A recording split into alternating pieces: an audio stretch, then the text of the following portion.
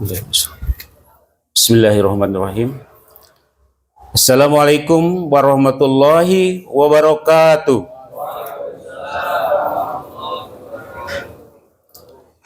Alhamdulillah. Alhamdulillahilladzi khalaqal mauta wal hayata liyabluwakum ayyukum ahsanu amala.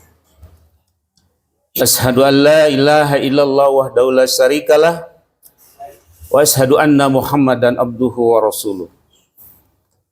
Allahumma sholli ala sayyidina Muhammadin nabi ummi wa ala alihi wa sahbihi ajmain. Rabbi shrah li sadri wa yassir li amri wahlul 'uqdatam min lisani yafqahu qawli. Amma ba'du. Para hadirin yang dirahmati oleh Allah Subhanahu wa taala, marilah kita bersama-sama memanjatkan puji dan syukur kehadirat Allah Subhanahu wa taala. Karena berkat rahmatnya, hari ini kita dapat melaksanakan sholat berjamaah subuh yang tiada terhingga pahala. Mudah-mudahan kita semua diberikan rahmat dan barokah dari Allah Subhanahu wa taala. Amin ya Allah ya rabbal alamin. Dan semoga salam dan selawat selalu dilimpahkan kepada Nabi junjungan kita, Nabi Muhammad sallallahu alaihi wasallam, kepada keluarganya, pada sahabatnya, dan semua termasuk kita yang selalu melaksanakan dan taat kepada perintahnya. Bapak Ibu yang dirahmati oleh Allah Subhanahu wa taala, sebetulnya hari ini bukan bagian saya. Jadi saya sebetulnya kebagian tanggal 20, hari terakhir. Atau jangan-jangan tanggal 20 itu sudah Idul Fitri. Jadi saya dimajukan menggantikan Pak Mulyadi ya, kalau tidak salah. Ya, tapi tidak apa-apa. Setelah dimajukan, deg-degannya semakin luar biasa, Pak. Iya. Karena dimundurkan aja deg-degannya lebih lama, tapi kalau dimajukan sekarang maka deg-degannya akan segera berakhir. Alhamdulillah, terima kasih. Ini pun hanya melaksanakan tugas dari panitia seperti bapak-bapak. Dan saya yakin saya itu merasa kebingungan kenapa? Semua materi yang sudah saya dengarkan dari bapak dan ibu itu, dari bapak-bapak semuanya khususnya, sudah disampaikan. Tapi mungkin ini adalah suatu pengalaman bagi saya, ya. Mudah-mudahan apa yang disampaikan oleh saya ini hanya sedikit, mungkin kurang dari 5 menit, ya. Tapi tidak apa-apa, mudah-mudahan ada manfaatnya bagi saya sendiri. Dan mudah-mudahan alhamdulillah kalau memang bermanfaat bagi Bapak dan Ibu yang hadir pada hari ini. Hadirin yang dirahmati Allah Subhanahu wa taala. Bulan Ramadan ini bulan di mana Allah Subhanahu wa taala sedang mengobral ampunan. Biasanya kalau ada obral, semua orang datang. Insya Allah saya sangat berbahagia sekali, terutama di lingkungan sini, ketika puasa datang, masjid itu selalu penuh. Selalu penuh, jangankan bulan puasa. Hari-hari biasa saja selalu orang-orangnya berada di masjid. Ketika salat 5 waktu. Karena itu, marilah kita sama-sama mengisi Ramadan ini, salah satunya dengan tilawah yang sudah dilaksanakan, dengan taraweh berjamaah, dan juga iktikaf yang sudah biasa kita laksanakan di hari ke-28 ini. Mungkin hanya tinggal 2 atau 3 hari lagi kita akan melaksanakan Idul Fitri. Pada akhirnya,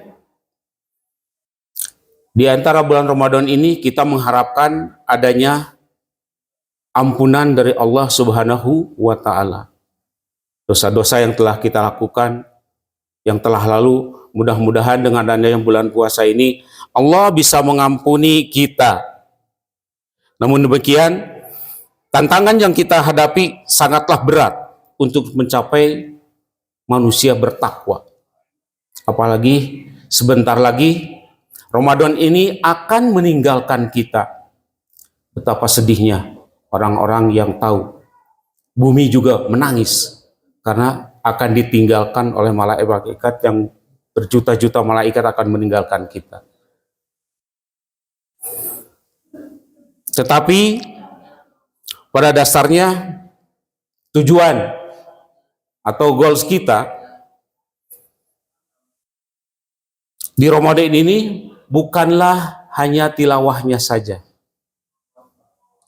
Goals kita atau tujuan kita bukan hanya sebagai iktikafnya saja. Tapi Ramadan ini memberikan kita pelajaran. Tidak ada yang kita harapkan yang sangat besar dari ampunan Allah Subhanahu wa taala. Mudah-mudahan kita semua yang ada di Masjid Mutiara Hikmah ini akhir Ramadan mendapatkan ampunan dari Allah Subhanahu wa taala. Dan kita terlahir kembali dalam kesucian fitri. Makanya ada sebutan Idul Fitri. Mudah-mudahan kita semuanya menjadi manusia-manusia yang terlahir kembali, dimulai dari nol.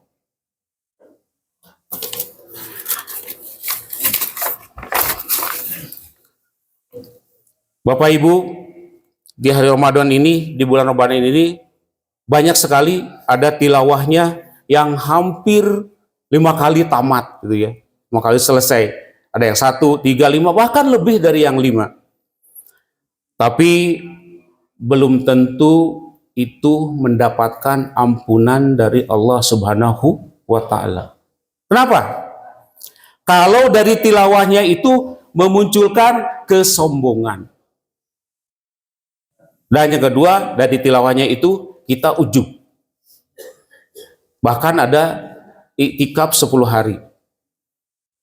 Dan iktikaf juga itu belum tentu diampuni oleh Allah Subhanahu wa taala. Ketika di iktikafnya itu kita memandang sinis kepada orang-orang yang lewat masjid ini misalnya. Ya. Karena ampunan Allah, maka kita bersemangat untuk melaksanakan itu. Bapak Ibu yang dirahmati oleh Allah Subhanahu wa taala.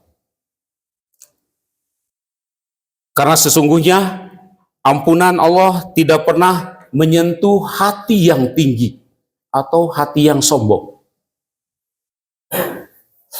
Ampunan itu sebagaimana air mencari daerah atau dataran yang paling rendah. Maka jika kita ingin diampuni Allah Subhanahu wa taala, maka rendahkanlah hati kita di hadapan Allah Subhanahu wa taala. Apalagi dalam hal ini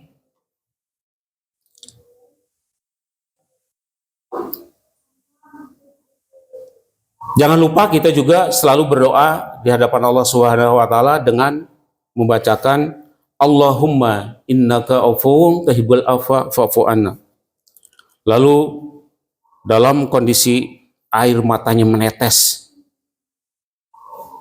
mungkin khatamnya cuma sekali, atau misalnya iktikafnya tidak sampai 10 hari, tapi dengan kesungguh hati, dengan lain sebagainya, maka karena itu akan diterima oleh Allah Subhanahu wa taala. Kenapa demikian? Mungkin karena ada hal-hal yang tidak bisa ditinggalkan, masalah keluarga dan lain sebagainya, yang sangat mendesak untuk menghidupi kehidupan keluarga. Bapak Ibu yang saya hormati dan yang dirahmati oleh Allah Subhanahu wa taala, Ramadan itu bukan sebuah kompetisi untuk membanggakan berapa kali kita khatam. Ramadan itu bukan kompetisi berapa kali kita iktikaf.